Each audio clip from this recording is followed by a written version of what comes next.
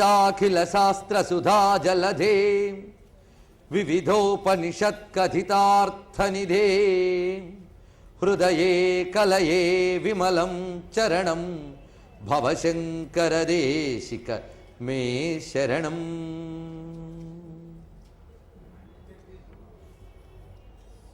శివాయ గురవే నమః. శివాయ గురవే నమః. శివాయ గురవే నమః. శివాయ గురవే నమః. శ్రీమాత్రే నమః. శ్రీమాత్రే నమః. శ్రీమాత్రే నమః. శ్రీ విష్ణు రూపాయ నమః శివాయ. శ్రీ విష్ణు రూపాయ నమః శివాయ. శ్రీ విష్ణు రూపాయ నమః శివాయ.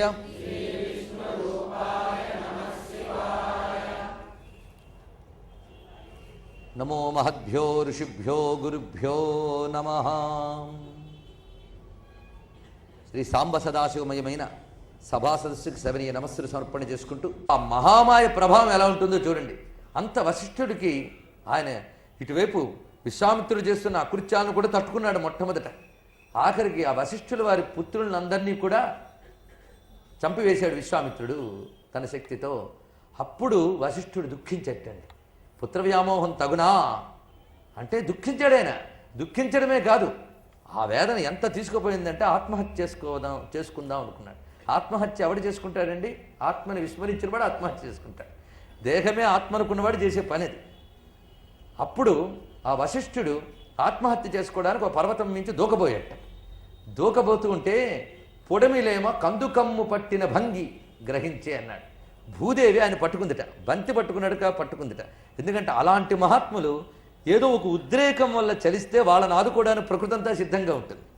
అది అంతేగాని పడిపోతున్న వాళ్ళందరికీ భూదేవి పట్టుకుంటుందా అని ఎదురు చూడమని కాదు ఇక్కడ అర్థం. ఆ స్థితి అక్కడ. అటువంటి వారికి అంటే సాధన బలంగా చేసేవాళ్ళు ఏదో పొరపాటున జారే సమయంలో తప్పకుండా భగవంతుడు ఆదుకుంటాడు అనడానికి ఇదొకటి మనకు మంచి ఉదాహరణ. ఈ విధంగా పట్టుకున్నదిట ఆ భూదేవి. పట్టుకుని కూర్చోబెట్టి ఓ వెర్రీ అని సంబోధించిందిట. ఓ వెర్రీ సుతులందరూ తెగిన ఇంతే బేలవై చావన్ పుట్టువు తీరునే. అంత గొప్ప ప్రశ్న వేసిందండి. చావన్ పుట్టువు తీరువే, చచ్చిపోయినంత మాత్రాన జీవితం పోతుందా అని అడిగిందిటండి. ఈ మాట ఒక్కసారి ఆశ్చర్యం వేస్తుంది అందరికీ. ఎందుకంటే జీవితం మనం పుడితే మనం పోతే పోయేది కాదు. మన పుట్టుకల ముందు జీవితం ఉంది, మనం చచ్చిన తర్వాత కూడా జీవితం ఉంటుంది. ఇదో ప్రవాహం, జనన మరణ రూపమైన సంసార ప్రవాహంలో ఒక పుట్టుకో ఒక చావు, ఒక బుడగ లేచినట్టు లేచింది. మళ్ళీ అది అడిగితే మళ్ళీ వస్తుంది, ఇలా వెళ్ళడమే.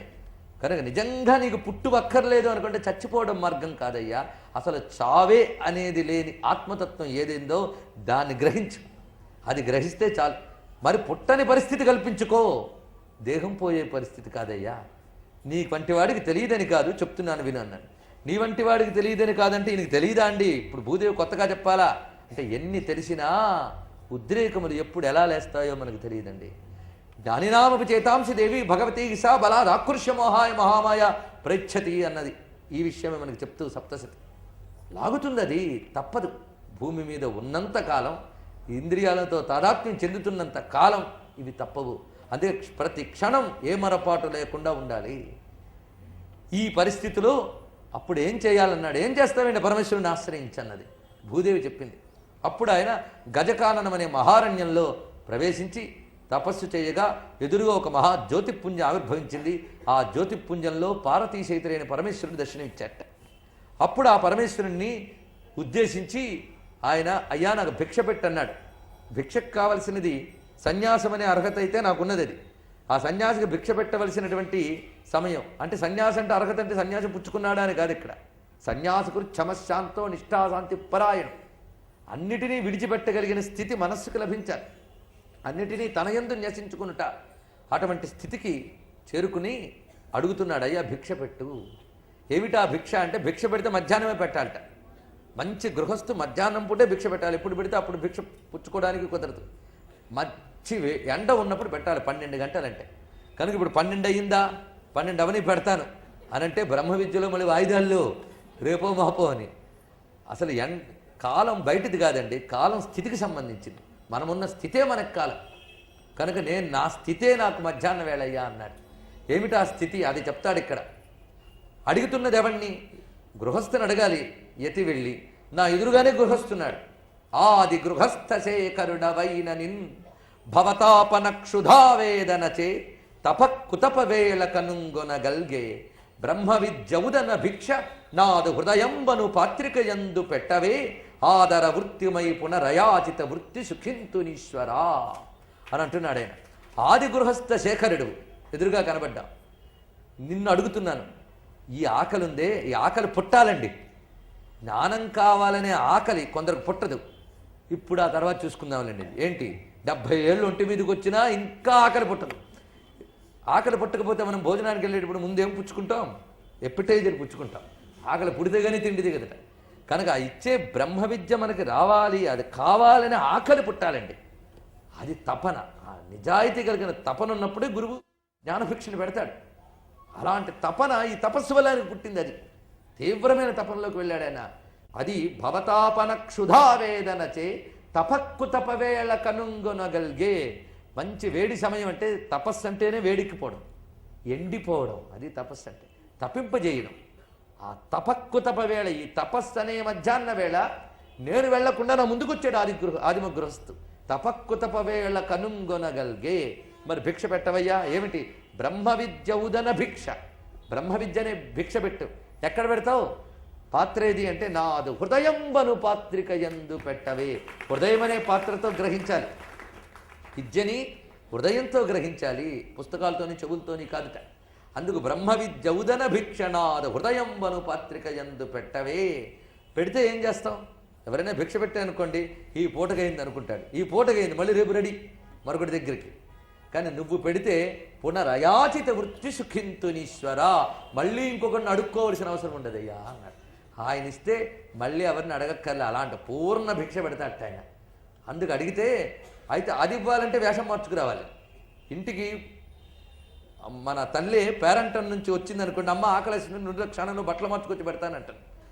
అలాగే ఈయన కూడా సరే బ్రహ్మ విద్య పెట్టాలి కదా అని ఒక్కసారి ఇంతవరకు పార్వతీశైతరే కనబడ్డ ఆ స్వామి మళ్ళీ ఒక మహాజ్యోతి ఆవిర్భవించి ఆ జ్యోతిర్మధ్యంలో పెద్ద వటవృక్షమూలంలో దక్షిణామూర్తి, ఆయన చుట్టూ వృద్ధులైన శిష్యులు అక్కడ కనిపించేట. తత్ సాక్షాత్కార మాత్రం చేత ఆయనకి బ్రహ్మానుభవం కలిగి ఇలాగా ఈ క్షేత్రమునందు ఎవరు నిన్ను ఆరాధిస్తారో వారు కూడా తరించేలా చేయవయ్యా అన్నారు. మహర్షుల హృదయమే అది. వారు తరించడమే కాక అందరూ తరించాలని. లేకపోతే శంకరుల వారికి ఎందుకంటే ఈ తాపత్రయం? మనల్ని తరింపజేయాలి. అందుకు వాళ్ళు మహర్షులు అయ్యారు. ఆ కారణం చేత అందరూ తరించాలి నీ దీవెనల వల్ల అని చెప్తే సరే అని అనుగ్రహించి వశిష్ఠుల వారు తపస్సుకు మెచ్చి భగవానుడు అక్కడ ఆయనకి విద్య ఇవ్వడమే కాకుండా మనల్ని అనుగ్రహించడానికి ఉన్నాడు. అదే శ్రీకాళహస్తీశ్వర క్షేత్రం. వశిష్ఠులు తెచ్చుకొచ్చారు. ఆ దక్షిణామూర్తి క్షేత్రం అంటే జ్ఞానక్షేత్రం. ఇది ప్రధానంగా మనం తెలుసుకుని అక్కడికి వెళ్ళాలి. ఇప్పుడు అక్కడ కూడా అన్ని ఆలయాలని వ్యాపారం చేసినట్టే అసలు శివుడు ఎక్కడున్నాడని వెతుక్కోవాలి. రాహువులు కేతువులని ఏవో పెట్టి ఎక్కడికో తీసుకువెళ్ళవలసిన మనల్ని ఇటు తిప్పడానికే చేస్తున్నాడు కలి. అంతే, అలా ఆవరిస్తాడంతే తెలియనివ్వకుండా. అసలు కాళహస్తికి ఎలా వెళ్ళారంటే ఆ రోజుల్లో గురించి విశ్వనాథ వారు చెప్తారు. తిరుపతికి పోయి ఒడల నగలల్లా తీసి ఇచ్చెదరు, హరా నిన్ను చూచి ఒక నమస్కారం ఆచరించెదరు. వెరపించుటకు మరపించుటకు భేదమిద్ది అన్నాడు. అదిట ఎక్కువ వ్యాఖ్యానించక్కర్లే, తెలిసి ఉంటుంది మీకు. జ్ఞానం యొక్క స్థితి అది, ఆ నిరాడంబరత, ఆ స్థితి అక్కడ ఉండేది. ఎప్పుడైతే ఆ దివ్యస్థితి ఆయన మహాతపస్సుతో సంపాదించి మన కోసం ఉంచిన స్థితిని కూడా ఈ కలికల్మషంలో పూర్తిగా కప్పివేసేయడం వల్ల దాన్ని పొందే అవకాశం కూడా లేకుండా జరుగుతుంది మనకి. కానీ ఇప్పుడు దీనిని మననం చేసుకుని అక్కడ దాగిన నిప్పుని ఊదుకునే ప్రయత్నం చేస్తే ఆయన దక్షిణామూర్తిని చెప్పడానికి ఆవిడ పేరు జ్ఞాన ప్రసూన. అందుకు స్పష్టంగా జ్ఞానం వికసించి అందించే శక్తి ఆవిడ. కానీ దక్షిణామూర్తి యొక్క శక్తే పూర్ణముగా వికసించిన జ్ఞానం, అదే జ్ఞాన ప్రసూనము. ఈ రెండు అక్కడ ఉన్నాయి. ఇది ఆ క్షేత్రం. ఆ క్షేత్రాన్ని మనం స్మరించుకున్నాం. ఇలాగా బహుక్షేత్రంలో ఎందు భాషిస్తూ ఉన్నాడు. ఇది బ్రహ్మ విద్యా స్వరూపం గురించి చెప్పడం అంతే కదా. అన్ని విద్యలకు ఆయన గురువు. సహదేవుడు గొప్ప జ్యోతిషశాస్త్రవేత్తట. అసలు యుద్ధానికి ముహూర్తం పెట్టాడు ఆయనే అని అంటారు. భారతంలో మనకి దీనికి సంబంధించిన విషయంలో కనిపించకపోయినా, ఎందుకంటే అందులో కథాప్రధానంగా ధర్మప్రధానంగా వెళ్ళిన గ్రంథం అది. దానికి సంబంధించిన శాస్త్రములు వచ్చినప్పుడు అందులో విషయాలు వేరే చోట ప్రస్తావించబడతాయి. అలాగే జ్యోతిష్ శాస్త్రపరమైన సంహితా గ్రంథాలలో సహదేవుడు గొప్ప జ్యోతిష్ శాస్త్రవేత్త అని చెప్పారు. ఆయన జ్యోతిష్ శాస్త్ర విద్య ఎంతటిది అంటే ఆ విద్యకి అంత బలం రావడానికి కారణం దక్షిణామూర్తి ఉపాసన. దక్షిణామూర్తి ఉపాసన వల్ల గొప్ప జ్యోతిష్ శాస్త్రవేత్త అయ్యాడు అన్నారు. అంతేకాదు, మనకి జ్యోతిష్ శాస్త్రంలో ఒక చిన్న ప్రక్రియ ఉంది దోషాలు పోగొట్టుకోవడానికి. మన జాతక చక్రాన్ని చక్కగా సంప్రదాయబద్ధంగా లిఖించి ఆ లిఖించిన పత్రానికి 4 వైపులా పసుపు పెట్టి గురువారం నాడు దక్షిణామూర్తి పటం వద్ద పెట్టి ఆయన దగ్గర నేతితో దీపం వెలిగించి నమస్కారం చేస్తే జాతకంలోని సమస్త దోషాలు పోతాయి. ఇంతవరకు నేను చెప్పిన దానికంటే ఇది బాగా నచ్చుంటుంది అందరికీ కూడా. సహజం. అందుకే ఎలాగోలాగా ముందు ఆయన దగ్గరికి వెళితే జాతకాలు బాగు చేసేవాడు ఆయనే. తప్పేం లేదండి. నదిని దేనికైనా వాడుకోవచ్చు. ఆ పరమేశ్వరుడు కూడా అన్నిటికీ ఆయనే. మరి ఏం చేస్తాం? ఏదైనా ఆయన్నే అడగాలి. లేకపోతే బ్రహ్మ విద్యకేనండి నిన్ను రిజర్వ్ చేశాను, తర్వాత ఇంకెవరినైనా అడుగుతాను అని. పునరయాచిత వృత్తి, దేనికి ఇంకోటి దగ్గరికి వెళ్ళకు. నిజమైన గొప్ప దాత ఎలా ఉంటాడంటే, నా దగ్గరకు వచ్చేటువంటి వాడు మరొకటి దగ్గరికి వెళ్ళకూడదు అంటాడు. అందుకని నేను కొంత ఇస్తాను, అలా ఆయన దగ్గరికి వెళ్ళి ఇంకోటి అడుక్కో అంటే ఇంకేముంది వీడి దాతృత్వ లక్షణం. కనుక ఏది ఇవ్వాలన్నా ఆయనే ఇవ్వాలి. అందుకే శంకరులంతటి వారు అంటారు, స్వామి అయం దానకాల. దానకాలం ఇదే, రేపిస్తా ఎల్లుండిస్తా వాయిదాలు లేవు. అయం దానకాల స్వహం దానపాత్రో, నేనే దానపాత్రుణ్ణి. భవానేవ దాత, నువ్వే దాతవి. త్వధన్యం న యాచే, నిన్ను తప్ప ఇంకెవరిని అడగనయ్యా అన్నాడు ఆయన. మరి ఏమడుగుతావు? స్థిరాం దేహి భక్తిం భవత్పాదపద్మే కృపాశీల శంభో కృతార్థోస్మి తస్మాత్. నీ పాదపద్మములపై అచంచలమైన భక్తిని ఇంకేమిటి అడగను అన్నాడు. అంటే భక్తి అనేది ప్రేమాత్మకమైన చిత్తవృత్తితో భగవంతుడిలో లయం చేసేది. అందుకు ఆ భక్తి లేనిది ఆ లయం జరగదు. ఆ లయం పేరు జ్ఞానము. ఆ లయం అంటే అనుభవమే జ్ఞానం. ఆ లయం చేయడానికి ఈ భక్తి పనికొచ్చింది. అందుకు ప్రేమాత్మకమైన చిత్తవృత్తితో దక్షిణామూర్తిని ఉపాసించడం అనే విధం. అందుకు శంకరుల వారు కూడా త్వధన్యం నయాచే అంటే నిన్ను తప్ప ఇంకెవరిని అడగను అంటే, స్వామి లోకంలో ఇంకెవరిని అడగనయ్యా, అడిగితే నిన్నే అడుగుతాను అర్థం కాదు. ఇక్కడ లోకంలో మరేది అడగను, నాకు నువ్వే కావాలి అని అర్థం. కనుక వక్షస్థాడన శంకయా విచలితో వైవస్వత అంటారు శంకరుల వారే. శివభక్తుడి దగ్గరికి రావడానికి ఎముడు భయపడతాట. ఆ శివభక్తుడికి ఆయువు మూడిందంటే ఒక్కసారి గుండె తడుముకుని నా పని కాదులే అంటట కూర్చుంటట. అప్పుడు శివదూతలే రావాల్సింది. అలా యముడికి గుండె దిగులు పుట్టించిన వాడు. అందుకే ఆయన అటు ఒక నిఘా వేస్తాడని. ఇది మనకి శిల్పశాస్త్రంలో ఏ దేవతని ఏ దిక్కులో ఉంచాలి, ఆ దిక్కు యొక్క పరమ ప్రయోజనం అనే తత్వం గురించి వ్యాఖ్యానిస్తున్నా. దీన్ని బట్టి అయినా మన ఆలయములు, దేవతలు, అర్చనలు వీటి యొక్క అసలు పరమార్థం ఒకటి ఉంది అని అది మొదటే తెలియదు. మొదట వెళ్ళినప్పుడు ఏదో మంచి చేస్తానే వెళ్తాం, వెళ్ళొచ్చు, తప్పేం లేదు. కానీ క్రమక్రమంగా విచారణ ద్వారా వారి తత్వం ఇది అని మనం గ్రహించాలని ఇది చెప్పుకున్నాం. అంతేకాకుండా దక్షిణాముఖము అన్నప్పుడు మరొకటి సమర్థవంతమైన వదనమని. సృష్టిలో ఏ భావప్రసరణైనా వదనం ద్వారానే కనిపిస్తుంది. అలాగే స్వామి తన దాక్షిణ్య భావాన్నంతటిని చూపించే మూర్తే దక్షిణామూర్తి. దాక్షిణ్యము అంటే దక్షిణ, దాక్షిణ్యం. సాధారణంగా దయా అనే ఉద్దేశంలో మనం మాట్లాడతాం. దయా దాక్షిణ్యాలు లేవా అని అంటూ ఉంటాం. దాక్షిణ్యం వేరు, దయ వేరు. దాక్షిణ్యం అంటే సమర్థత కలిగిన దయకి దాక్షిణ్యం అని పేరు. మనకు దయ పుడుతూ ఉంటుంది. ఎవడో చాలా యాతన పడుతూ ఉంటాడు, మరణయాతన, బోల్డంత దయ, అందరం కూర్చుని ఏడుస్తాం. ఏం ప్రయోజనం? వాడు చావుని ఎవ్వడూ ఆపలేడు. కనుక మనకు దయ ఉంటుంది కానీ దాక్షిణ్యం లేదు. ఏ దయ దుఃఖాన్ని పూర్ణంగా నిర్మూలన చేస్తుందో ఆ దయ పేరు దాక్షిణ్యం. ఈ మాట గుర్తుపెట్టుకోండి. ఏ దయ దుఃఖాన్ని పూర్ణ నిర్మూలనం చేస్తుందో ఆ దయ దాక్షిణ్యం. అదే సమర్థత. దుఃఖ నిర్మూలన క్షమ ఏదుందో అది సమర్థత. అటువంటి సమర్థత ఆయన వద్దే ఉన్నది. శాశ్వత దుఃఖ నిర్మూలనం అంటే అజ్ఞాన నాశనమే, అవిద్యానాశనమే. అది కలిగించేవాడు గనక స్వామి దాక్షిణ్యమయుడు. ఈ రహస్యాన్నే పునరయాచిత వృత్తి సుఖింతునీశ్వర అన్నారు వశిష్ఠుల వారు. ఇక్కడ ఈ దక్షిణ అనే శబ్దానికి అర్థం చెప్పుకున్నాం. దక్షిణ అంటే నైపుణ్యం అన్నాం. దీనికి ప్రమాణంగా మనకి ఉపనిషత్తుల్లో శేముషి దక్షిణ ప్రోక్త యస్యాభిక్షణే ముఖం దక్షిణాభిముఖ ప్రోక్త శివోసౌ బ్రహ్మవాదిభి అని చెప్పబడుతున్నది. శేముషి అంటే మేధాశక్తి, బుద్ధిశక్తి. బుద్ధి యొక్క అసలు శక్తి ఏంటంటే జ్ఞానమే. అది ఆయన యొక్క స్వరూపం గనక దక్షిణామూర్తి అని చెప్పబడుతున్నది. జ్ఞానమే స్వరూపముగా కలవాడు అని. మనకు దీనికి సంబంధించినటువంటి ఉపనిషత్తుల వైపు వెళ్ళినట్లయితే దక్షిణామూర్తి ఉపనిషత్తు ఎలా ప్రారంభమవుతుందంటే మార్కండేయుని వద్దకి మహర్షులందరూ వెళ్ళేట. బ్రహ్మావర్తే మహాభాండీర వటమూలే సమిత్పాణయ తత్వజిజ్ఞాసవో మార్కండేయం చిరంజీవనం ఉపసమేత్య పప్రచ్ఛు అని ప్రారంభమవుతుంది దక్షిణామూర్తి ఉపనిషత్తు. మార్కండేయుని వద్దకి శిష్యులందరూ వెళ్ళారట. తత్వజిజ్ఞాసువులైన వాళ్ళు వెళ్ళారు. ఆ వెళ్ళిన వాళ్ళు సమిత్పాణయ సమిధులు తీసుకుని వెళతారు. మనకి ఉపనిషత్ సంప్రదాయం తెలిస్తే శ్రోత్రియం బ్రహ్మనిష్టం అయినటువంటి వాని వద్దనికి గురువుగా వరించి వెళ్ళాలట. ఆ వెళ్ళేటప్పుడు సమిధులు తీసుకుని వెళ్తారు వాళ్ళు. అంటే సాధన చతుష్టయ సంపత్తి పొందిన శిష్యుడు అటువంటి గురువు వద్దకు వెళ్ళి బ్రహ్మ విద్యను అడగాలట.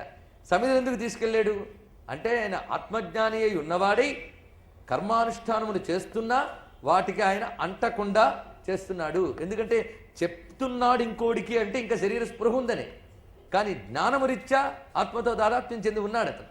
కానీ అవతల వాడికి చెప్పాడు అంటే ఇంకా కర్మ ఉంది అతనికి. కానీ ఆ కర్మను భగవదర్పణ బుద్ధితో చేస్తున్నవాడు అతను. అందుకే అగ్నిహోత్రాదులని నిత్యకర్మలు విడిచిపెట్టట్లేదు ఆయన. ఎందుకంటే యజ్ఞాధికములు విడిచిపెట్టరాదని కృష్ణ పరమాత్మ కూడా చెప్పాడు, ఎంత యోగి అయినప్పటికీ కూడా.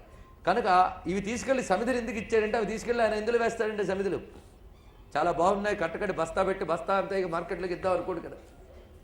ఆ వచ్చిన సమిధులను అగ్నిలో వేస్తాడు. అంటే స్వామి నేను ఇంతకాలం ఈ సాధన చతుష్టయ సంపత్తి వల్ల కట్టెల్లాగా ఉన్నటువంటి నా కర్మలని ఇప్పుడు ఎండగట్టుకున్నాడు వీటన్నిటిని. ఆ ఎండగట్టుకుని తీసుకొచ్చాను, వీటిని నువ్వు దగ్ధం చేయి. జ్ఞానాగ్ని దగ్ధ కర్మాణ, అది దీనిలో ఉన్న ఆంతర్యం, దాన్ని దగ్ధం చేయాలి. ఇలా వెళ్ళాలట. బ్రహ్మ విద్య నేర్చుకోవడానికి వెళ్ళవలసిన సంప్రదాయం ఇది. అందుకు వీళ్ళందరూ మార్కండేయ మహాముని వద్దకి ఇవన్నీ తీసుకుని వెళ్ళి క్వశ్చన్ చేశారు. ఏమని? కేనత్వం చిరంజీవసి, మీరు ఎందువల్ల చిరంజీవి అవగలిగారు అన్నమాట.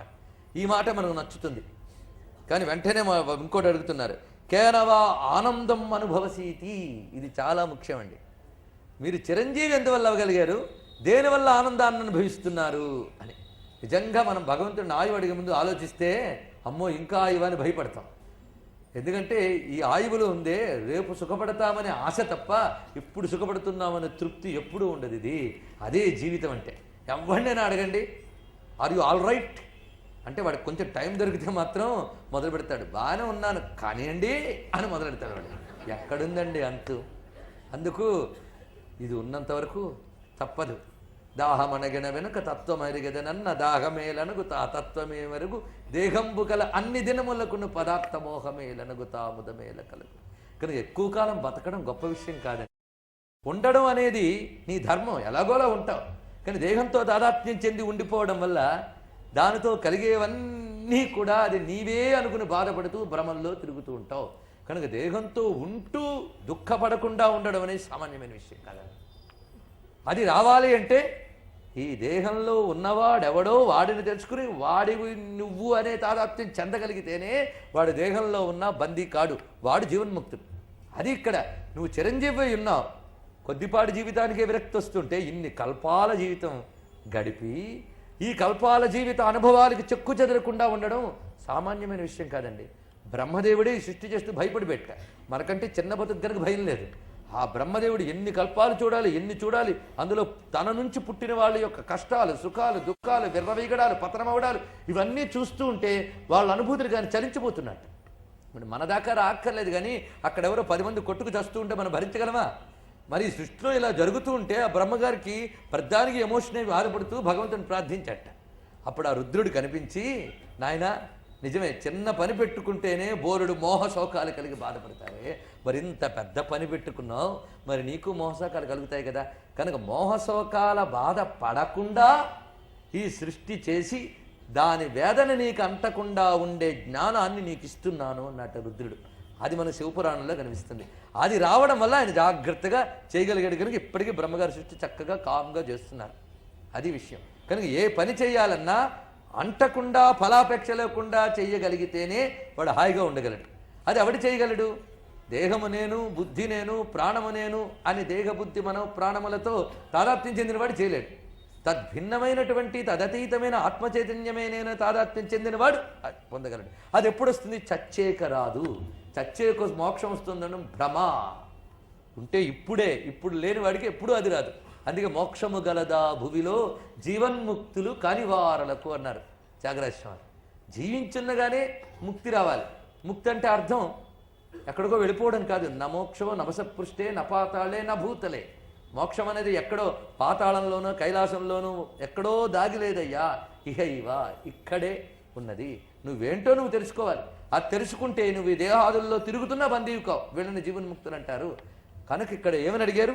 కేనత్వం చిరంజీవసి కేనవా ఆనందన్మహోసీతి అంటే ఆయన ఒక్కడే చెప్పాడు. పరమరహస్య శివతత్వజ్ఞానేనా ఇది సహోవాచ. పరమరహస్యమైన శివతత్వజ్ఞానము చేతనే. పరమరహస్యం చూసారా? పరమరహస్యం ఏంటండి? అంత రహస్యం అంటే మామూలుగా అయితే అర్థం కానిది, లేదా ఎక్కడో దాగుంది, ఎక్కడో దాగలేదు. అంతటా ఉండి అది అనుభవానికి రాకపోవడమే పరమరహస్యం. అంతటా అదే ఉంది, అయినా అనుభవానికి రావట్లేదు. అదే పరమరహస్యంట. అందుకు పరమరహస్యం అన్నారు. ఏకో దేవ సర్వభూతేషు గూఢ అని శ్వేతశ్రోత్రలో చెప్పారు. ఒకే దైవం, ఒకే చైతన్య ప్రకాశం అందరిలోనుంది. ఎలాగో గూఢంగా ఉంది. ఆ గూఢంగా ఉన్నటువంటి ఆ చైతన్యాన్ని తెలుసుకోవడమే పరమరహస్యం. తజ్ఞానమే పరమరహస్య శివతత్వజ్ఞానేన ఏవ అహం నేను చిరంజీవిగా ఉన్నాను, నేను ఆనందాన్ని అనుభవిస్తున్నాను.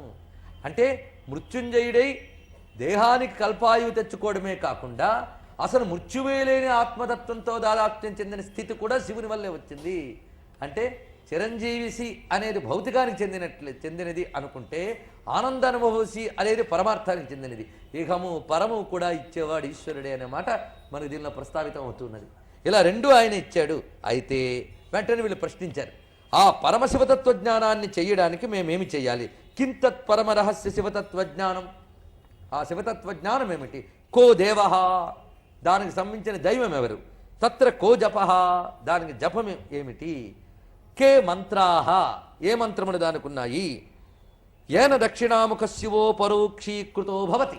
చాలా గొప్ప మాట అన్నారు ఇక్కడ. ఏది అనుష్ఠానం చేయడం వల్ల దక్షిణముఖుడైనటువంటి శివుడు అపరోక్షమవుతాడో, ఇది చాలా గొప్ప మాట. ఇది అపరోక్షం అంటే పరోక్షం కాదు. పరోక్షం అంటే వెనక్కున్నది. పరోక్షానికి ఆపోజిట్ ఏంటండి? ప్రత్యక్షం. కానీ అని అనొచ్చుగా, ప్రత్యక్షీభవతి అనొచ్చుగా, అపరోక్షీభవతి అని ఎందుకు అనాలండి? ఇలాగే తిప్పి తిప్పి చెప్తారు. వీళ్ళతో వచ్చింది అదే చిక్కు అని మనకు అనిపిస్తుంది. ప్రత్యక్షం అవడం ఏంటి, అపరోక్షం అవడం ఏంటి అంటే ఆయన కొత్తగా ప్రత్యక్షం అహక్కర్లే, ఎప్పుడు ప్రత్యక్షం. అందుకే అన్నమయ్య అన్నాడు, నిత్య పూజరివో నేరిచినవో ప్రత్యక్షమైనట్టు పరమాత్మనికి. మనకు చుట్టూ ముందు లోపల అంతటా వ్యాపించినవాడు ఆయనే. అంత ప్రత్యక్షం అయినా తెలుసుకోలేకపోతున్నామే. అంత ప్రత్యక్షమైనది మనకు పరోక్షంగా ఉంది కనుక నాయన అది పరోక్షము కాదు అని చెప్పడానికి అపరోక్షం అని అన్నారు. పరోక్షం అనుకుంటున్నావు కానీ పరోక్షము కాదు, అందుకు అపరోక్షి అనే మాట. ఈ మాట శంకరుల వారు అపరోక్షానుభూతి అనే గ్రంథంలో చాలా ప్రతిపాదించారు. ఆత్మతత్వం పరోక్షము కాదు, ప్రత్యక్షం అంటే కంటి ముందు వచ్చింది, కంటి ముందు కనబడింది అని అంటాం, కానీ అది ఉన్నది అని చెప్పడానికి అపరోక్షము అనే మాట అక్కడ అంత చక్కగా చెప్పాడు. ఏన దక్షిణాముఖ శివోపరీక్షీకృతో భవతి, కనుక సర్వం శివమయమనే జ్ఞానం ఏదైతే ఉందో అది ఆ దక్షిణామూర్తి వల్ల లభిస్తుంది. కనుక నేను దానిని అనుసంధానించి దాన్ని అనుష్ఠించి ఈ స్థితిని పొందేను అని మార్కండేయుడు చెప్తున్నాడు. సాధారణంగా గురువు ఇలా చెప్పినప్పుడు చాలా గొప్పగా ఉంటుందండి. అంతేగాని ఏమంటే బ్రహ్మజ్ఞానానికి ఏం చేయాలంటే పొద్దున్నే రా కఠోపనిషత్తు మొదలు పెడతాను అనుకునంటే ఏమొచ్చింది, ఇక్కడ తాను స్వయంగా చెప్తున్నాడు, తాను సిద్ధి పొందాడు. నువ్వు ఈ సిద్ధి దేనివల్ల పొందావంటే నేను ఫలానా దానివల్ల పొందాను అంటే శిష్యుడికి ఎంత నమ్మకం ఉంటుందండి.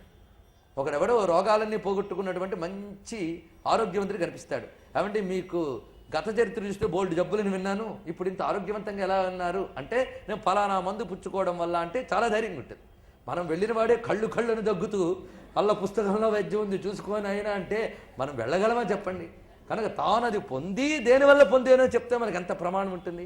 కనుక ఉపనిషత్తు ఎంత అందంగా ఇచ్చిందంటే నేను దీనిని అనుసంధానించడం వల్ల పొందగలిగాను. ఎస్ సర్వో పరమే కాలే సర్వానాత్మన్యుపసంహృత్య స్వాత్మానందే సుఖే మోదతే ప్రకాశదేవా స దేవ. ఆ దక్షిణామూర్తి ఎవరు అంటే సర్వము ఉపరమించిన తర్వాత, అంటే అంతర్ముఖత్వం లభించిన తర్వాత అన్నిటినీ ఆత్మయందే ఉపసంహరించి అఖండమైన స్వాత్మానందమునందు లీనమైనప్పుడు కలిగే స్థితి ఏదుందో అదే అసలైన దేవతా స్వరూపము, ఆయనయే దక్షిణామూర్తి అని వివరం మనకి ఉపనిషత్తులు చాలా చక్కగా వివరించి, ఆయనయే సర్గాధికారే భగవాన్ విరించి ఉపాస్యేనం. సృష్టికి పూర్వమనందు బ్రహ్మ ఈయన్ని ఉపాసించి సర్గ సామర్థ్యమాప్య సృష్టిని చేసే సమర్థత పొందాడు. సృష్టిని చేసే సమర్థత రెండు విధములండి. ఇది ఇక్కడ చెప్పడం. సృష్టిని చెయ్యగలిగేటటువంటి శక్తి ఉంటాను. ఒకటి, చేస్తున్న సృష్టిలో తాను మోహశోకాలకి అంటకుండా ఉండడం ఒకటి, అది గొప్ప సమర్థత. ఈ సమర్థతే అసలైన దక్షిణ. ఇది రావడమే అసలైన యోగం. దీనినే కృష్ణ పరమాత్మ యోగ కర్మసు కౌశలం అన్నారు. యోగ కర్మసు కౌశలం, కర్మ యొక్క నైపుణ్యమే యోగమయ్యా అన్నాడు. అయితే భలేనండి, నేను నా వర్క్లో నా కర్మలో చాలా గొప్పగా చేస్తాను కనుక నేను గొప్ప యోగినండి అంటే కర్మ లంపటత్వమో లేదా కర్మకు సంబంధించిన అవగాహనో భౌతిక పరిజ్ఞానమో యోగం కాదయ్యా. నువ్వు చేస్తున్న కర్మలో దానికి అంటకుండా దాని ఫలితం ఆశించకుండా చెయ్యడం అనేది సామాన్యమైన విషయం కాదండి.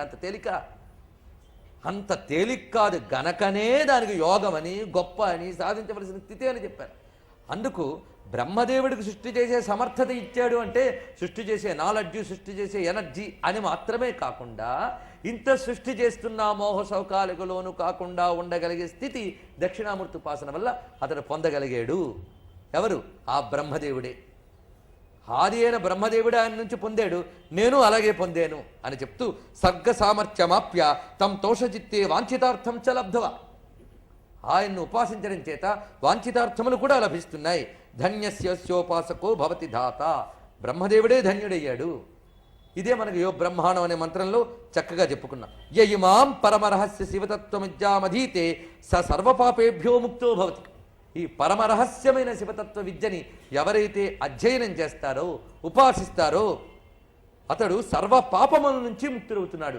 పాపము అంటే చేసిన చెడ్డ పనులు అని మాత్రమే అర్థం కాదు, అది కాదని కూడా కాదు.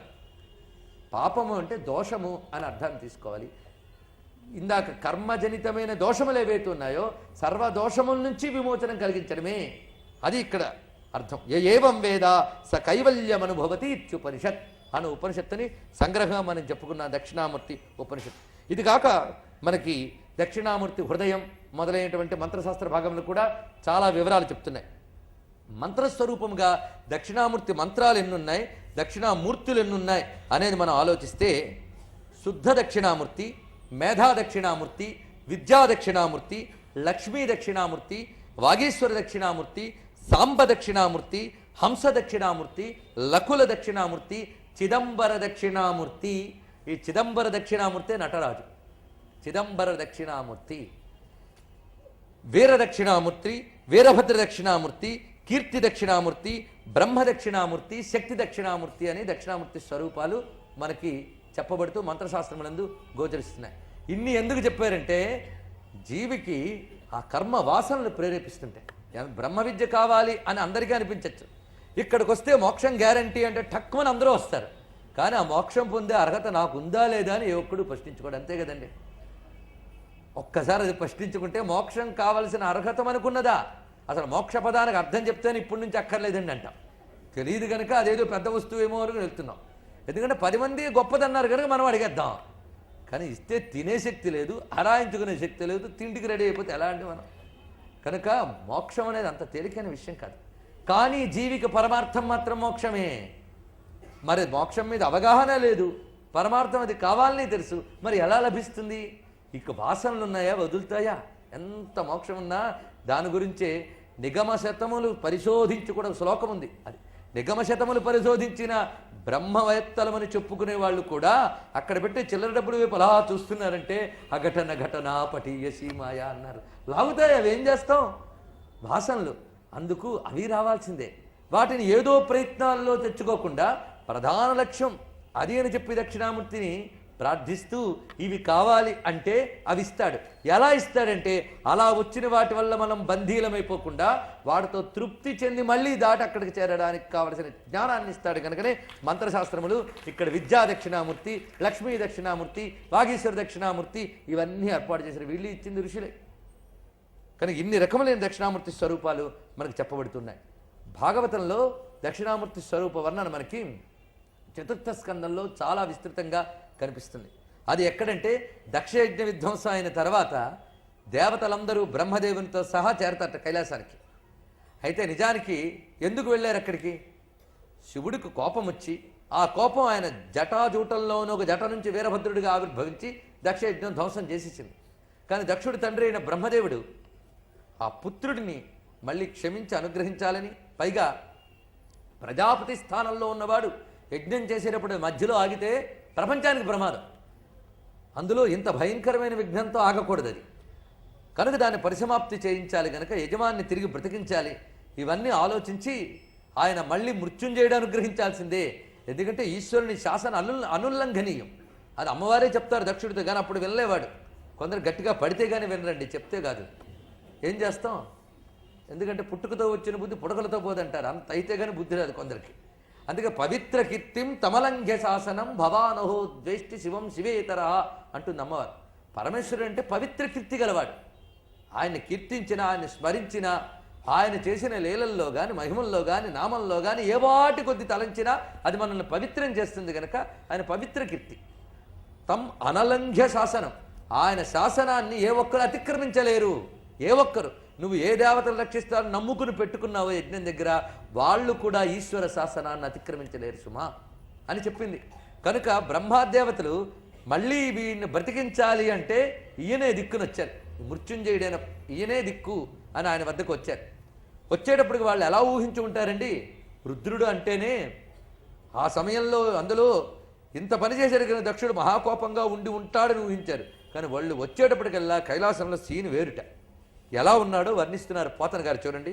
ఉజ్వలంబై శతయోజనంబుల పొడవును పంచసప్తతి యోజనముల బరపును కల్గి ఏ పట్టున తిరుగుని నీడ శోభిల్ల నిర్ణీతమగుచు పర్ణశాఖ సమాకీర్ణమై మాణిక్యముల బోలెడి ఫలములదనర్చి కమనీయ సిద్ధయోగ క్రియామయమై అనఘముముక్షు జనాశ్రయంబు భూరి సంసారతాప నివారకంబు నగుచు తరురాజమనగ పెంపగ్గలించి.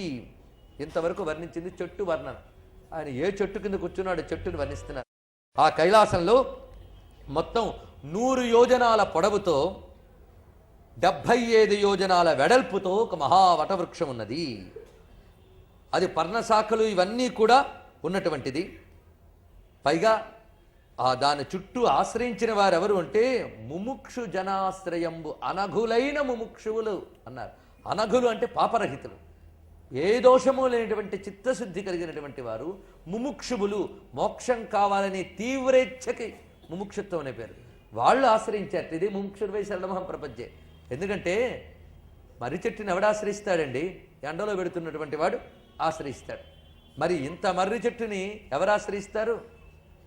సంసారం అనే తాపపు వేడి తెలిసిన వాళ్ళు దాని నుంచి చల్లదనం కోసం వెళతారు. శాంతినిచ్చేవాడే పరమేశ్వరుడు. శాంతే పరమేశ్వర స్వరూపం. అందుకు అందరూ అక్కడ చేరుతున్నారట. ఆయన అక్కడున్నాడు. ఈ చెట్టు వేరు ఆయన వేరా అంటే ఇంత విస్తారంగా విస్తరించినటువంటి జ్ఞానవృక్షమైన ఆ జ్ఞానవృక్షం కిందకి వీరందరూ చేరారు. దీని గురించి మనకి పురాతన వట శివ అని శాస్త్ర ప్రమాణం కనిపిస్తుంది. పురాతన వటంట. అందుకే మనకి వృక్షాణం ప్రతయ నమః, నమో వృక్షేభ్యో హరికేశేభ్యో ఇత్యాది శబ్దములు కూడా మనకు గోచరిస్తున్నాయి. అలాంటి ఆ పరమాత్మ ఆ వటవృక్ష మూలంలో వీరికి దర్శనమిచ్చాడు. భక్తజనులకు నిచ్చలు ప్రమదమెసగ వలయ సంపదులందు ఆ వటము, ఆ వటవృక్షము సర్వులకు సర్వాభిష్టములు ఇవ్వగలిగేటువంటిది. అక్కడ కూర్చున్నాడు ఆ మూలంలో ఒకడు. ఇద్ధ సనందాది సిద్ధ సంసేవితు శాంత విగ్రహుని వాత్సల్య గుణుని. ఆయన విగ్రహం శాంతం, నిర్వికారమైనటువంటి స్వరూపం. తత్వం వేరు విగ్రహం వేరు ఉండదు భగవానికి. తన తత్వాన్ని స్ఫురింపజేసేది విగ్రహం. అందుకు తన తత్వం శాంతం, దాన్ని స్ఫురింపజేస్తున్నాడు ఈ విగ్రహం ద్వారా. శాంత విగ్రహుని. అయితే ఎందుకయ్యా ఇంత పని చేస్తున్నాడంటే వాత్సల్య గుణిని. మనపై వాత్సల్య భావం ఉంది గనక తనని తాను ఇలా వ్యక్తపరుచుకుంటున్నాడు భగవానుడు. వాత్సల్య గుణిని కమనీయ లోకమంగళదాయకుని, సమస్తమైన లోకములకు మంగళమివ్వడమే స్వభావంగా గల శివుని, విశ్వబంధుని, జగద్వినిత యశుని, గుహ్యక సాధ్యయక్ష రక్షోనాథ కుబేర సేవితుని, దుర్వార బలుని. బ్రహ్మజ్ఞులైనటువంటి వారే కాక గుహ్యకులు, సాధ్యులు, యక్షులు సర్వులు కూడా ఆరాధిస్తున్నటువంటి వారు. అంచిత విద్యా తపోయోగ యుక్తుని, బాలచంద్రభూషణుని, మునీంద్రనుతుని, తాపసాభీష్టకరు, భస్మదండలింగ ఘన జటాజన ధరుని, భక్త ప్రసన్ను, వితత సంధ్యాభ్రరుచి విడంబిత వినూత్న రక్తవర్ణు, సనాతను బ్రహ్మమయుని, అంచిత వామ పాదౌంభూరుహము దక్షిణోరు తలంబున ఒయ్యనునిచి. ఆయన ఎలా ఉన్నారంటే ఆ ఎడమ పాదాన్ని ఎత్తి ఆ పాదము కుడి తొడపై ఉంచారట. దక్షిణోరు తలంబున ఒయ్యనునిచి సవ్య జానువు మీద సవ్యబాహువు సాచి, ఆ ఎడమ చేతిని ఆ ఎడమ తొడపై, ఆ జానువు అంటే మోక్చేతి మీద పెట్టి ఉంచారు అక్కడ. దానిలో వలపలి ముంజేత సలిలిత అక్షమాలిక ధరించి మహనీయ తర్కాముద్రయుక్తుడగుచు చిత్తములోన అవ్యయంబైన బ్రహ్మానంద కలిత సమాధినిష్ఠుడు వీతమత్సరుడు. ఆత్మస్థితిలో ఉండి ప్రసన్న స్థితిగా ఉన్నటువంటి ఆ స్వామి యోగ పట్టాభిరాముడై ఉచిత వృత్తి రోషసంగతి బాసి కూర్చున్న జముని అనువునను అంటే దక్షిణాభిముఖుడై దర్భరచిత భృశ్యాసనమునను ఉన్న మునిముక్షు అంచిత యోగివరుని. చూశారట దేవతలందరూ అని పోతన గారు వ్యాస శ్లోకములను అనువదించి మనకు అందించారు. ఆ దక్షిణామూర్తిని అక్కడ అత్యద్భుతమైన స్తోత్రం ఉంది.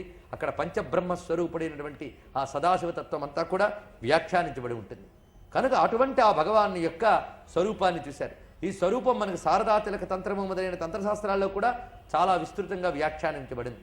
దక్షిణామూర్తి ఏ రూపాన్ని మనం తీసుకున్నా కొన్ని చోట్ల వీణా దక్షిణామూర్తిని వివరించారు. భస్మవ్యా పాండురాంగ శశిశకలధరో జ్ఞానముద్రాక్షమాల వీణా పుస్తైర్విరాజత్ కరకమలధరో యోగ పట్టాభిరామ వ్యాఖ్యాపీఠే నిషన్నో మునివరనికరై సేవ్యమాన ప్రసన్న సవ్యాళ కృత్తివాసా సతతమవతునో దక్షిణామూర్తిరీశ అని దక్షిణామూర్తిని వర్ణిస్తూ వీణా దక్షిణామూర్తి, ఈ వీణా దక్షిణామూర్తి నాద విద్యాస్వరూపుడైన ఈయన్ని ఉపాసించడం వల్ల సంగీతాది విద్యలు, యోగ విద్య మొదలైనవి సిద్ధిస్తాయి. ఇందాక చెప్పిన రూపం గుర్తుంది కదా అమృత కలశం అని. ఆ అమృత కలశం బదులుగా వీణ ఉంటుంది, అది ఒక్కడే తేడా. ఆ వీణ సరిగ్గా ఈ జాను వరకు ఉండగా దానిపైన చిరుముద్ర ధరించి స్వామి ఉంటాడు. మిగిలిన పుస్తకహస్తము అక్షమాల కామన్ ఒక్కడే మారుతూ ఉంటుంది అన్ని చోట్ల. కొన్ని చోట్ల డమరుకము ధరించి కనిపిస్తాడు. ఇలా వివిధ రూపములతో గోచరించడం ఉంది. డమరుకాన్ని అక్షమాలాన్ని ఒక చేత్తో పట్టుకుని అగ్నిని ఒక చేత్తో పట్టుకున్న రూపం కూడా మనకి కనిపిస్తూ ఉంటుంది. అది ముద్రాపుస్తక వహ్ని నాగవిలసద్బాహుం అని వర్ణించారు. ఆ డమరుకాన్ని పాము చుట్టుకుంటుందట. మనం చూడండి డమరుకానికి ఒక తాడు కడతాం మోగడానికి, ఆయన పాముని చుట్టాడు ఆయన.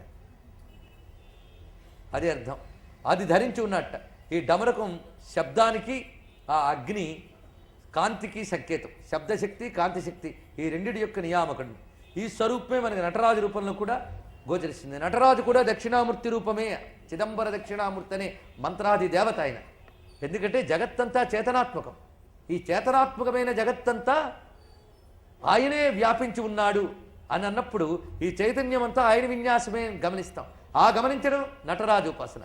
కానీ ఎంత విన్యాసం కనిపిస్తున్నా, ఆయనే ఇదంతా అనిపిస్తున్నా ఈ మార్పులేవి ఆయన కాడు, అచలుడు స్థానుడు అని అన్నప్పుడు మేధా దక్షిణామూర్తిగా అచల స్థాన అని.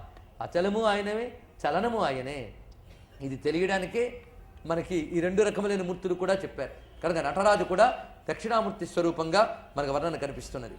ఇక యో దేవానాం ప్రభవశ్చోద్భవశ్చ విశ్వాధిపో రుద్రో మహర్షి హిరణ్యగర్భం జనయామాస పూర్వం సనో బుద్ధ్యా శుభయా సంయునక్తు అని ఉపనిషత్ మంత్రం ఇది. హిరణ్యగర్భం జనయామాస పూర్వం, హిరణ్యగర్భుణ్ణి మొదట కలిగించినటువంటి వాడు ఆయనే.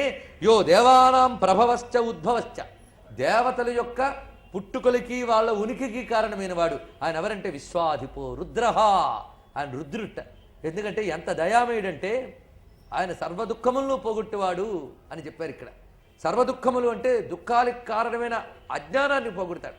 అందుకే దుఃఖం దుఃఖ హేతురువా తద్రావయతిన ప్రభు, దుఃఖ కారణమైన అజ్ఞానాన్ని పోగొడతాడు కనుక రుద్రుడే గురువు. అదే దక్షిణామూర్తి స్వరూపం. కనుక ఇక్కడ రుద్రుణ్ణి శ్వేతాశ్వత ఉపనిషత్తు దక్షిణామూర్తి రూపంగా మనకు అందిస్తూ విశ్వాధిపో రుద్రో మహర్షి అన్నది. ఆయన మహర్షిట, అందరి మహర్షులకి మహర్షి ఆయన, ఋషులకు ఋషి. అందుకు మహర్షి నామం భగవానుడికి వాడారు. మహర్షి కపిలాచార్యో కృతజ్ఞో మేదినీపతి. మహర్షి ఋషి అంటే దర్శన శక్తి గలవాడు అని అర్థం. మామూలుగా మంత్రాన్ని దర్శించేవాడిని ఋషి అంటాం, అలాగే మంత్రానికి ఋషి అని పేరు. ఎందుకంటే మంత్రం దేవతను దర్శిస్తుంది కనుక మంత్రానికి ఋషి అని పేరు. కానీ భగవానుడు సర్వమును దర్శిస్తాడు. ఆ సర్వదర్శనత్వ శక్తి చేత ఆయన అసలు ఋషి. ఆయనలా ఎవరూ చూడరు కనుక ఆయన మహర్షి. విశ్వాధిపో రుద్రో మహర్షి. అటువంటి ఆయన సనో బుద్ధ్యా శుభయా సంయునక్తు. ఆయన మమ్మల్ని బుద్ధితో శుభముతో కలుపుగాక, అంటే బుద్ధిని శుభముతో యోజనము చేయుగాక. ఆ శుభం ఏమిటి? శివం అని చెప్పారే, ప్రపంచోపశమం శాంతం శివం. దానితో ఈ బుద్ధి తాదాత్మ్యం చెంది లయం చెందడం అనేటువంటిది ఆ మంత్రంలో ఉన్నటువంటి అర్థం. అదే ధియోయోన ప్రచోదయాత్ అని గాయత్రి మంత్ర పరమార్థం కూడా అదే. సనో బుద్ధ్యా శుభయా సంయునక్తు. అందులో చెప్పబడ్డ భర్గః అని ఏ తేజస్సుందో అదే రుద్రస్వరూపము. యాతే రుద్ర శివాతను రఘోర పాపకాశిని తయా నస్తను వాసంతమయా గిరిశంతాభిచాకసీ అని మనం రుద్రంలో చెప్పుకుంటున్నాం. ఏది అఘోరమై శివా అయిన నీ తనువున్నదో దానినే అంతటా ప్రసరింపజేసి అది శంతమయ, సుఖములో శాంతములో తమము అంటే సూపర్లేటివ్ డిగ్రీలో హయ్యెస్ట్ అనమాట. శంతమము అత్యంత శుభమే. ఆ శంతమము ఏదంటే ప్రపంచోపశమం శాంతం. అది శంతమమైన నీ తనువేదుందో దానినే ప్రకాశింపజేయవయ్యా అని రుద్రంలో అడిగారు. ఆ శంతమమైన అఘోరమైనటువంటి అపాపకాశిని తనువు ఏదైతే ఉన్నదో అదే దక్షిణామూర్తి తనువు. ఇలా మనకి వేదాధారంగా, సంహితా గ్రంథాల ఆధారంగా, పురాణ గ్రంథముల ఆధారంగా, భాగవతం ఆధారంగా ఈ రోజున దక్షిణామూర్తి నామ వైశిష్ట్యం, రూప వైశిష్ట్యం చెప్పుకున్నాం. ఈ నామముతో ఆ రూపాన్ని మనం ఆశ్రయించగా ఆ స్వామి ఏది అనుగ్రహిస్తాడో అది ఇంకా రేపటి నుంచి చెప్పుకుంటూ ఉందాం. గురువుల అనుగ్రహం చేత చెప్పుకున్న ఈ విషయములన్నీ కూడా గురుమండల రూపిణి అయినటువంటి ఆ తల్లికి సమర్పణ చేస్తూ సర్వం శ్రీ శివగురు చరణారవిందార్పణమస్తు. శివాయ గురవే నమః. శివాయ గురవే నమః. శివాయ గురవే నమః. శ్రీమాత్రే నమః. నమః శివాయ సాంబాయ శాంతాయ పరమాత్మనే. శ్రీ దక్షిణామూర్తయే నమః. స్వస్తి ప్రజాభ్యః పరిపాలయంతాం న్యాయేన మార్గేణ మహిం మహిషాః. గోబ్రాహ్మణేభ్యः శుభమస్తు నిత్యం. లోకాः సమస్తాः సుఖినో భవంతు. కాళే వర్షతు పర్జన్యః. పృథివీ సస్యశాలినీ. దేశోऽयं క్షోభరహితో. బ్రాహ్మణాः సంతు నిర్భయాः. అపుత్రాः పుత్రిణः సంతు. పుత్రిణः సంతు పౌత్రిణः. అధనాः సధనాः సంతు. జీవంతు శరదాం శతం. మంగళం కోసలేంద్రాయ మహనీయ గుణాత్మనే. చక్రవర్తి తనూజాయ సార్వభౌమాయ మంగళం. వేద వేదాంత వేద్యాయ మేఘశ్యామలమూర్తయే. పుంసాం మోహన రూపాయ పుణ్యశ్లోకాయ మంగళం. వసుదేవసుతం దేవం కంసచాణూరమర్దనం. దేవకీ పరమానందం కృష్ణం వందే జగద్గురుం. శ్రీకృష్ణం వందే జగద్గురుం. సర్వమంగళమాంగళ్యే శివే సర్వార్థసాధికే. శరణ్యే త్రయంబకే గౌరీ నారాయణి నమోస్తుతే. నమః శివాయ సాంబాయ శాంతాయ పరమాత్మనే. మృత్యుంజయాయ రుద్రాయ మహాదేవాయ మంగళం. శ్రీ సాంబదేవాయ మంగళం. శ్రీమద్రమారమణ గోవిందో హరి. నమః పార్వతీపతే. హర హర మహాదేవ. వందే శంకరం